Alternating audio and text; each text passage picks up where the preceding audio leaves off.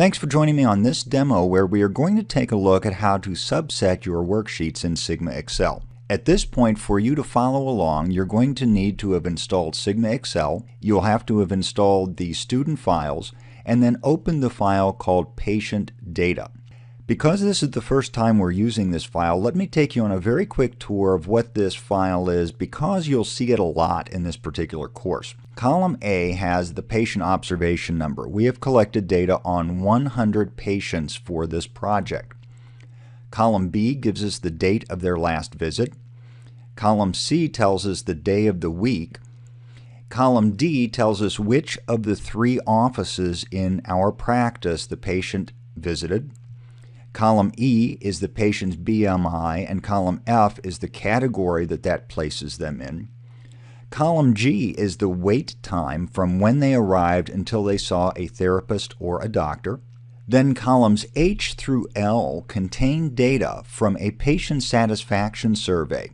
This was done on a 1 to 5 scale, where 1 is dissatisfied and 5 is satisfied. So higher scores are better on this particular survey. In column M, you'll see that we have the patient's gender.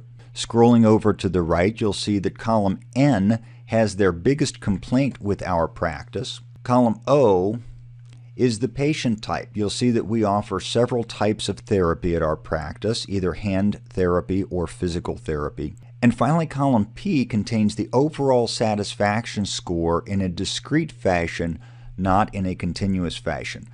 So we take column I, and if column I was 4 or better, we call that satisfied.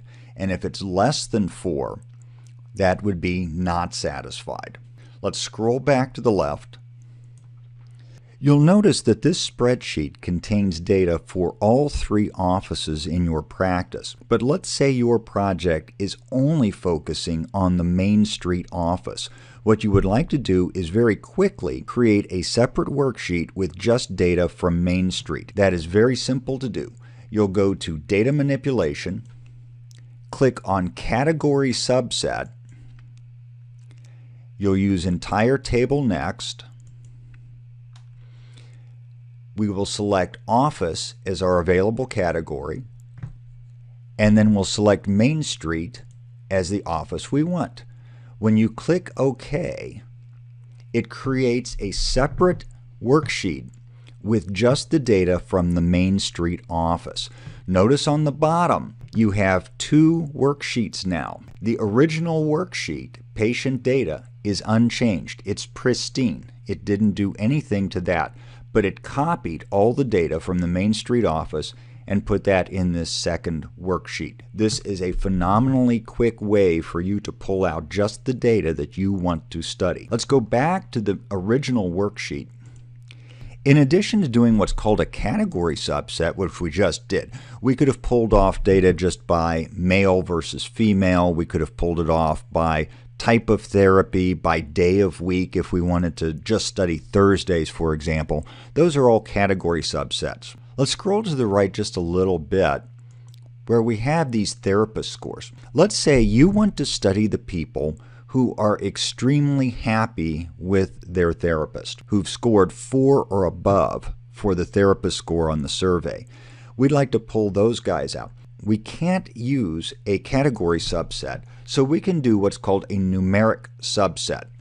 So with patient data selected, we go to Data Manipulation, Numerical Subset, Entire Table next, select Overall Therapist, and then down here we will select, you have a bunch of different options. We're going to select greater than or equal to 4, and when you hit OK, you've now created a third spreadsheet, and this just includes those people who scored the therapist very high.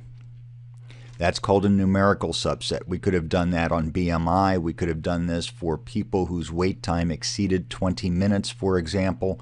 It's a very, very powerful tool to have. Let's go back to patient data and we'll look at one last subset, which would be a date subset. You'll notice that we have multiple dates in column B, but let's say you want to focus in on a specific date range just to see what happened in that period. That would be a date subset. Please go to Data Manipulation, Date Subset, entire table next, and we'll select last visit date. And you can be creative. I will select the 9th as the start date and maybe the 12th as the end date. You could select any one of those.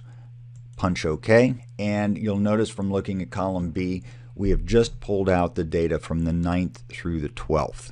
So in summary, 3 quick ways for you to subset your worksheets: category subset, date subset, and also numerical subset. Let's go now learn about stacking and unstacking columns.